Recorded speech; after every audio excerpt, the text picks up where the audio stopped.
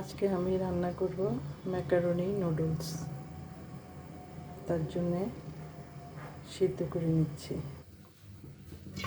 পেঁয়াজ।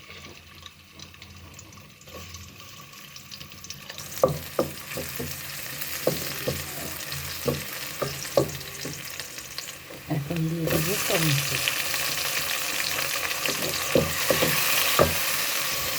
লবণ। এর মাঝে দিয়ে দিচ্ছি ব্রকলি, ক্যাপসিকাম, কাঁচামরিচ দিয়ে ভালো করে সিদ্ধ করে নিতে। এখন দেবো কটা পেঁয়াজ পাতা। এখন দেবো একটু চাট মশলা। এই চাট মশলাটা দিলে একটু টেস্ট বেশি হয়, আপনারা দিয়ে খেয়ে দেখবেন।